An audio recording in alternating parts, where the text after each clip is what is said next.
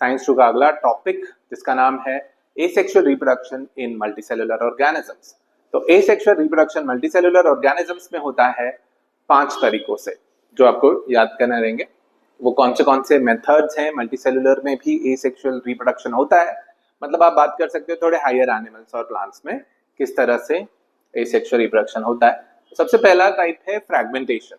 Fragments का मतलब होता है टुकड़े। तो यहाँ पे फ्रैगमेंटेशन एक ऐसा मोड ऑफ रिप्रोडक्शन होने वाला है जो कि एसेक्सुअल है ऑफ कोर्स, बट उसमें क्या होगा कि एक सिंगल पैरेंट अपने छोटे छोटे फ्रैगमेंट्स में टूट जाएगा, और जहां पे हर पैरेंट एक केपेबल होगा कि मतलब हर फ्रैगमेंट केपेबल होगा कि वो एक एंटायर इंडिविजुअल में बदल सके। दूसरा मेथड क्या है?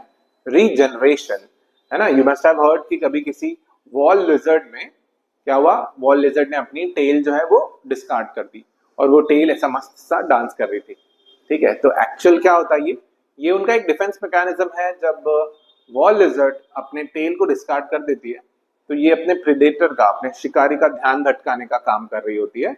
जहां पे अगर शिकारी पूरा कॉन्सेंट्रेट टेल डांस पे करेगा तो तब तक जो लिजर्ड है चुपकली वो दूर भाग चुकी रहेगी, है ना। बट ऐसा होता है कि कुछ समय बाद वो जो लिजर्ड है लगभग 22 वीक्स के समय में अपनी जो खोई हुई पूंछ है वो वापस से ग्रो कर लेती है। तो ये रीजनरेशन हुआ। तो यहाँ पे रिप्रोडक्शन कैसा? तो reproduction is not exactly the same as regeneration.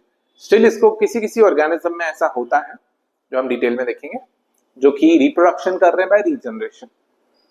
Third one is budding, जो आपने यूनिसेलुलर में ऑलरेडी पढ़ चुके हैं ईस्ट में। सेम बडिंग सिमिलर मेथड से ही होता है, बस एक मल्टीसेलुलर ऑर्गेनिज्म होगा यहाँ पे। अगला है वेजिटेटिव प्रोपगेशन। तो वेजिटेटिव पार्ट्स क्या होता है?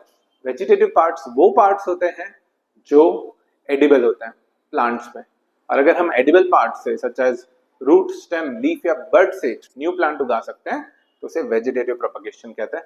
And last one is spore formation. जिस तरह से प्लांट किंगडम में भी जो सबसे स्मॉलेस्ट ग्रुप ऑफ प्लांट्स हैं वो स्पोर फॉर्मेशन के थ्रू अपने नंबर्स बढ़ाते हैं।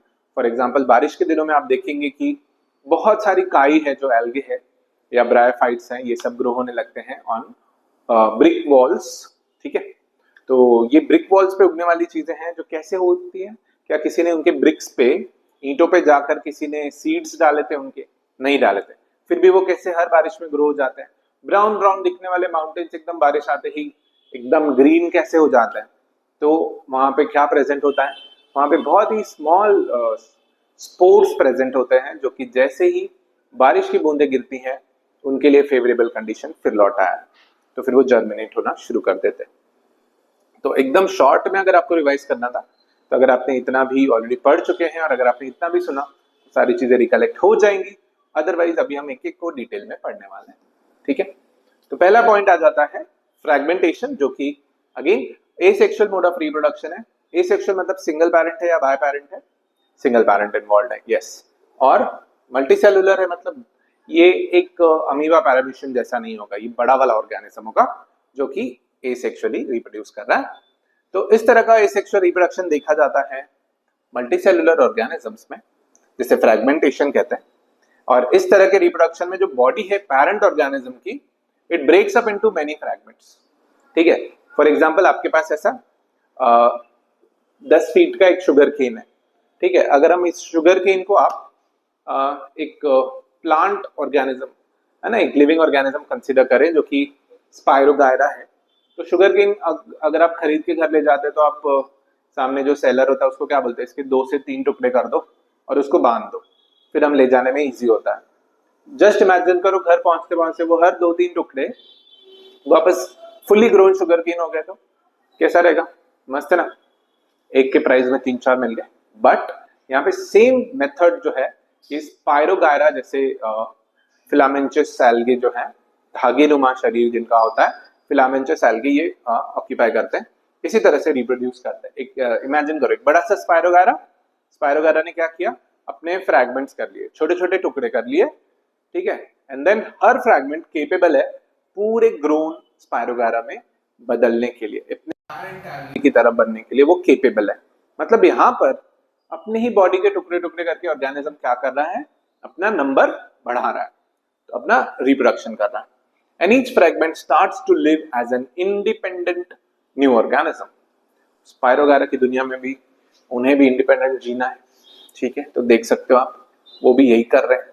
What's this? This is a spirogyra, है ना। Why the name spirogyra? Because of the spiral arrangement of the chloroplast. यहाँ पे आप क्लोरोप्लास्ट देख सकते हैं, ठीक है, ये ब्लैक ब्लैक डॉट्स जो है ना, ये क्लोरोप्लास्ट है। इनका स्पाइरली अरेंज होने के कारण इस ऑर्गेनिज्म को नाम पड़ गया स्पायरोगायरा, ठीक है। तो स्पायरोगायरा में एक सिंगल फिलामेंट है, it breaks up into small pieces wherein every small piece has got the ability to grow into an adult one, ठीक है।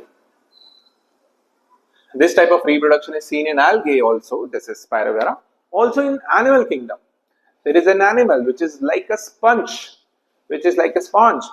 तो आपको 6th चैप्टर जब आप पढ़ेंगे क्लासिफिकेशन ऑफ एनिमल्स, वहां पे पहला फाइलम है फाइलम पॉरीफेरा।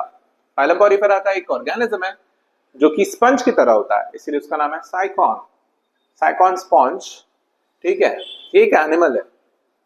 तो इसमें भी क्या होता है, अगर एक साइकॉन स्पॉन्ज की बॉडी 2 या 3 पार्ट्स उसके टूट के निकल गया, ठीक है, तो ये साइकॉन स्पॉन्ज जो कि ओशन में रहते हैं, अगर इनके बॉडी के 2-3 पार्ट टूट के निकल भी गए तो वो ओशन करंट्स के साथ फ्लो करके जाएंगे और कहीं पे अच्छा सॉलिड सबस्ट्रेट मिल गया तो उस पर सेटल होकर के वहां पे नई कॉलोनी ग्रो करने लगते हैं।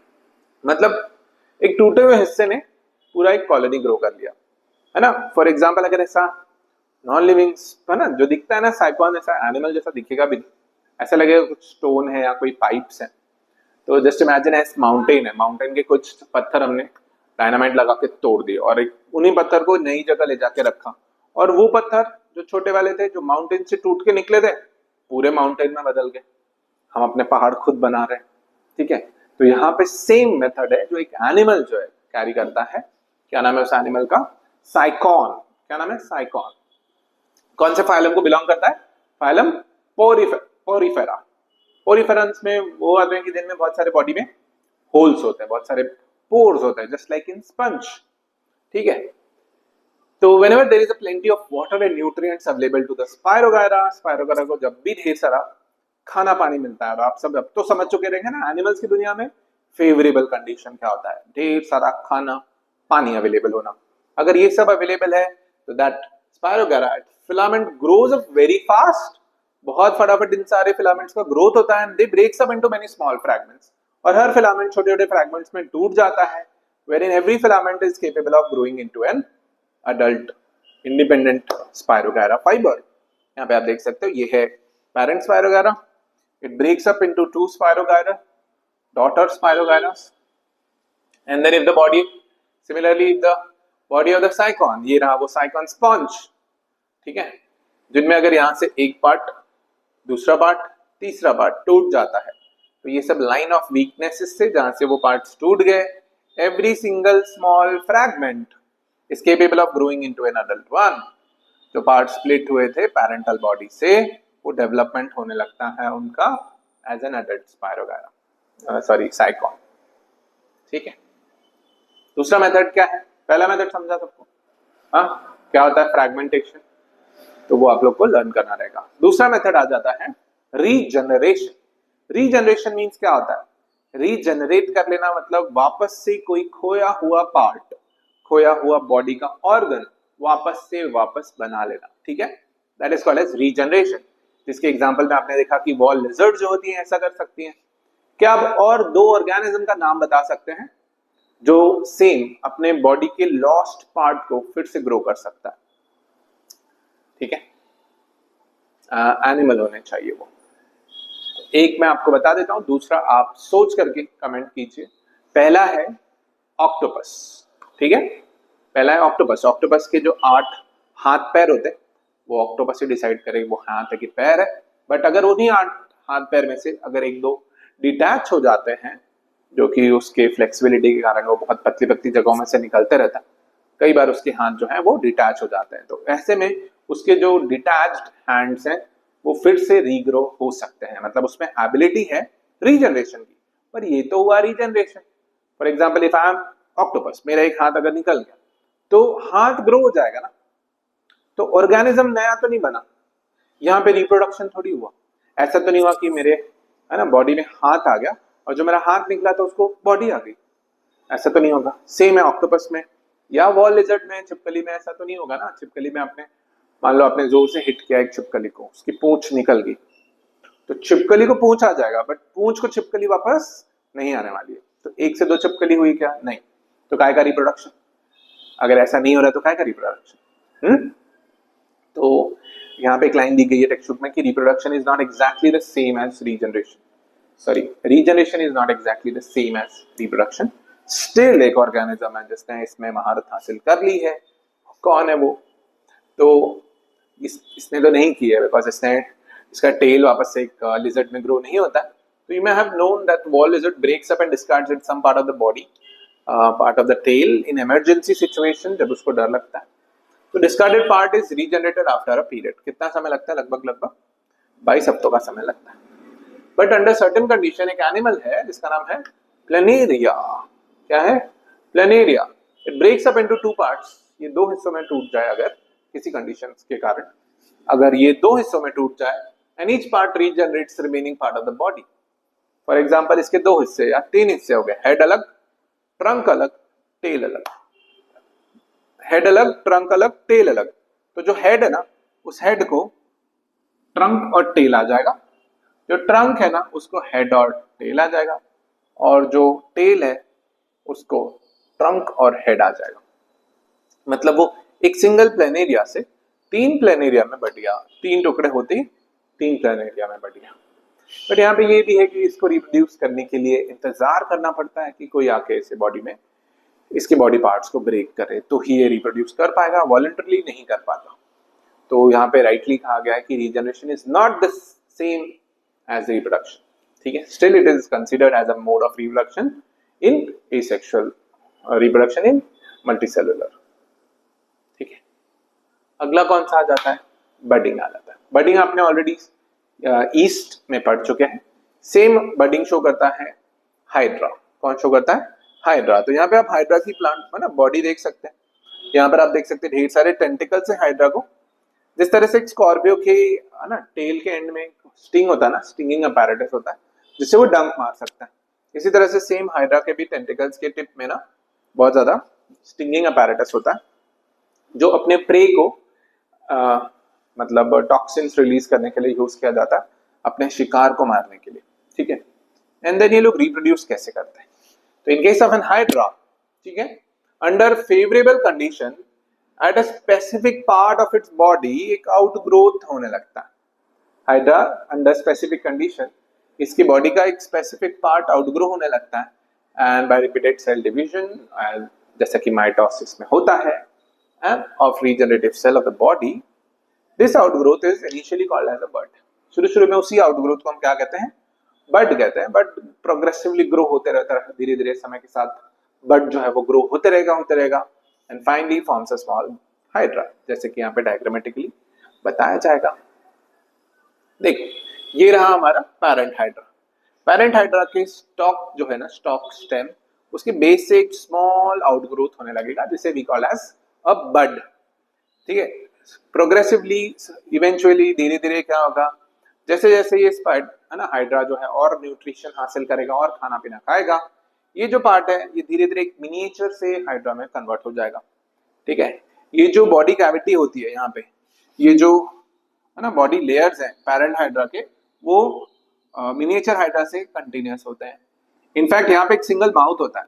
इस माउथ से जो भी है ना डाइजेस्टिव कैविटी अंदर गई होती है, जिससे खाना अंदर जाएगा, तो वो जो कैविटी है वो भी इस बच्चे में कंटिन्यूटी में आ जाती है। मतलब पैरेंट हाइड्रा जो भी कंज्यूम करेगा वो सब बच्चे के बॉडी में जाने वाला है। ठीक है, जैसे ह्यूमंस में कैसा होता है, ह्यूमंस के बच्चे कैसे मदर से अम्बिलिकल कॉर्ड के थ्रू कनेक्टेड रहते हैं, एक पाइप होती है ना जो हमें सारा न्यूट्रिशन देती है। इसी तरह से यहाँ पर भी एक पाइप तो नहीं है, बट यहाँ पर आप बोल सकते हो कि डाइजेस्टिव कैविटी जो है, इंटेस्टाइनल कैविटी, वो कंटिन्यूअस है। अगर ये जो भी कंज्यूम करेगा हाइड्रा, ठीक है, ऐसे समय पे केसर, बादाम, दूध जो भी मिल रहा है इसे, ठीक है, तो ये बच्चे को भी वो सारा न्यूट्रिशन मिलेगा। ऑफ कोर्स केसर, बादाम, दूध नहीं मिलेगा, पर ये पानी में रहने वाला ऑर्गेनिज्म है। ठीक है, नॉनवेज खाते हैं। तो यहाँ पर फिर एक मिनिएचर सा हाइड्रा ग्रो होने लगेगा एंड देन सफिशिएंट ग्रोथ होने के बाद एक दिन आ ही जाता है जब बच्चे को माँ बाप से दूर होना पड़ता है। हाँ, तो यहाँ पर वो जो बच्चा है वो अपने पेरेंट्स से अलग हो जाएगा, डिटैच हो जाएगा और आजू बाजू के ही किसी स्टोन पे जाकर के या तो सेटल हो जाएगा, नहीं तो फ्री स्विमिंग पानी में जिंदा रहेगा। ठीक है, एंड देन वो सेम प्रोसेस रिपीट करेगा जो उसके पेरेंट ने रिपीट किया था। वो भी ग्रो होगा, उसको भी यहाँ से छोटा सा एक मिनिएचर सा हाइड्रा ग्रो होने लगेगा। तो ये एग्जैक्टली बडिंग जैसा ही है जो आपने यूनिसेलुलर में भी पढ़ा था। नेक्स्ट आ जाता है वेजिटेटिव प्रोपगेशन। चलो फटाफट इस पे क्वेश्चंस कर लेते हैं कि आप मुझे एक ऐसे रूट का नाम बताइए जो कि एडिबल होता है। Beetroot, yes. एक ऐसे स्टेम का नाम बताइए जो कि खा सकते हैं। टिक टिक 1, टिक टिक 2, टिक टिक 3, टाइम्स अप। शुगर केन, ठीक है, एडिबल पार्ट होता है, आप उसमें एटलीस्ट शुगर केन के जूसेस को कंज्यूम कर सकते हैं। ठीक है, स्टेम है वो। एक ऐसी लीफ बताइए which is also used in combating with kidney stones. Kidney stone अगर होता है तो एक पत्ता होता है, बहुत ही ज्यादा थिक लीफ होती है, जिसको कंज्यूम करने से वो किडनी स्टोन डिसॉल्व हो जाता है। यस, फोटो भी दिया हुआ टेक्स्ट बुक में। The name of the leaf is bryophyllum. ठीक है, in fact the name of the plant is bryophyllum. ये ब्रायोफाइलम के लीफ मार्जिन से ही न्यू प्लांट्स उगता है। Is it an edible part? Is the leaf an edible part? The answer is yes. Stem an edible part? The answer is yes. Sugarcane, the stem is edible also and through which a new plant is grown. Sugarcane का नया पौधा कैसे आता है?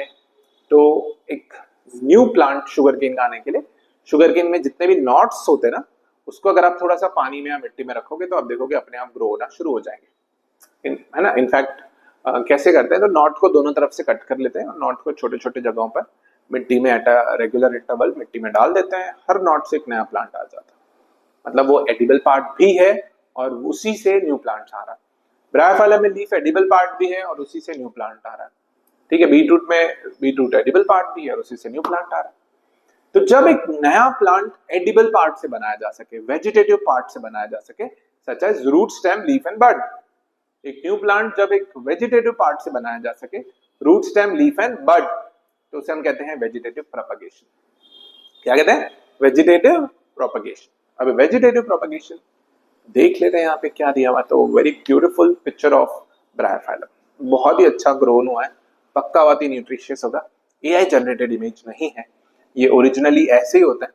ठीक है, मैंने तो देखा हुआ है ऐसा वाला, एग्जैक्टली सेम। तो reproduction in plants with the help of vegetative parts like root, stem, leaf and bud is called as vegetative reproduction.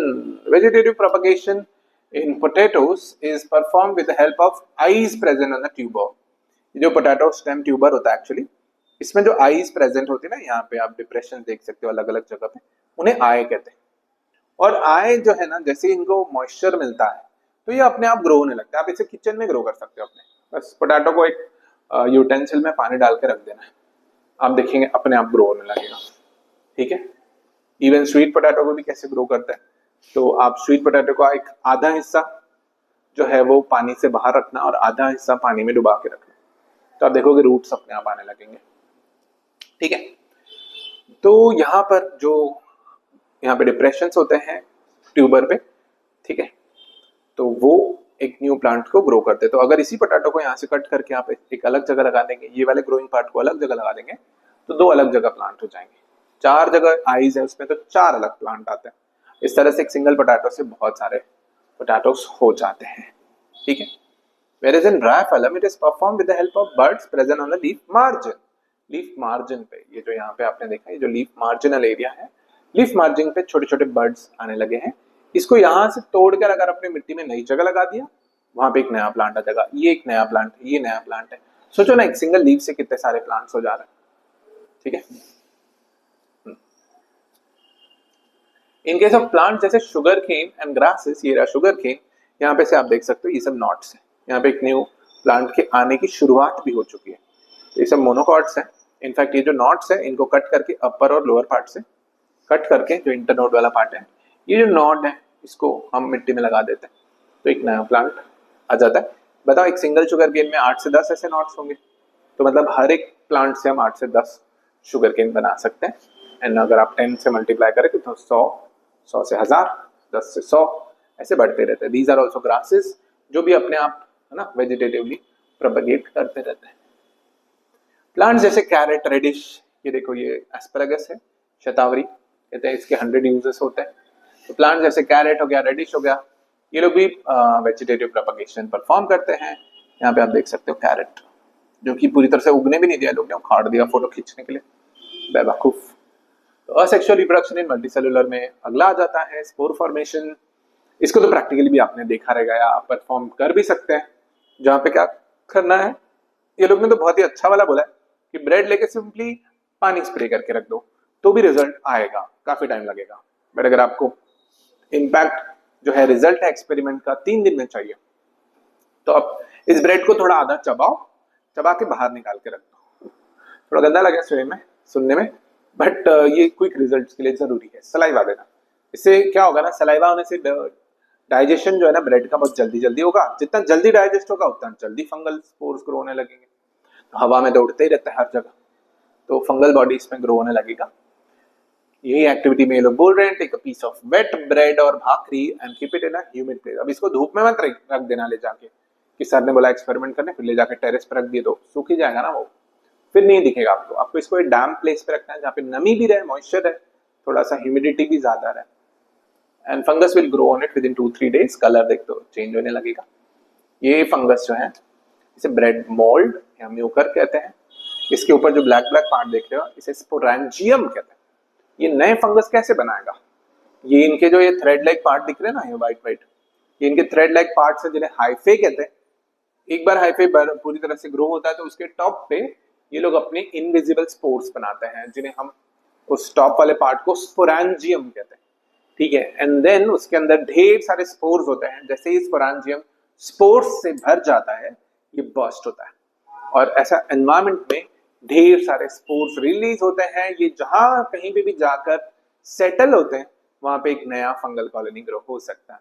तो क्या इस वक्त जिस जगह पे आप ये वीडियो देख रहे हैं, क्या आपके भी आसपास की एयर में फंगल स्पोर्स प्रेजेंट हैं? The answer is most probably yes, ठीक है। चांसेस बहुत ज्यादा है कि ऑफ कोर्स होगा ही होगा। तो आप कहीं पे भी रखते हैं अपने, अगर आपको चेक करना है कि नहीं I live in a very clean place जहाँ पे फंगल स्पोर्स नहीं है, तो you can do the same experiment. आप थोड़ा सा ब्रेड ले लो, ब्रेड को चबा के रख दो, देखो 2 दिन में अगर उस पर फंगल स्पोर्स ग्रो नहीं हो रहे तो आप बहुत साफ सुथरी जगह रह रहे हो। पर अगर वहां पे ग्रो हो रहे हैं तो भाई कोई फर्क नहीं है, ठीक है, हर कोई सेम जगह रह रहा है, स्पोर्स को नहीं रोक सकते आप। तो fungi like Mucor have a filamentous body, ये इसका डायग्रामेटिक रिप्रेजेंटेशन है। जो एक्चुअल फोटोग्राफ आपने पिछले स्लाइड में देखा, ये डायग्रामेटिक रिप्रेजेंटेशन है कि ये जो थ्रेड लाइक फिलामेंटस पार्ट है इसे हाइफे कहते हैं। इसमें छोटे छोटे रूट्स आप देख सकते हैं, जिसे राइजोइड बोल सकते हो। एंड देन यहाँ पे स्टेम है, उनका व्हाइट वाला जो पार्ट आपने फोटोग्राफ में देखा। टॉप पे इनके स्पोर्स है जो कि पूरा स्पोरेंजियम में भर चुके हैं, and then once it breaks ढेर सारे स्पोर्स रिलीज हो जाते हैं इनटू द एयर। इनमें स्पोरेंजिया होता है। Once the spores are formed, sporangia burst and spores are released, ठीक है। Spores germinate in moist and warm place to form new fungal colony. यही स्पोर्स हवा में उड़ते हुए जाएंगे, किसी नई जगह पे जाके बैठेंगे, वहां पे पूरी की पूरी नई कॉलोनी ग्रो होने लगेगी, ठीक है।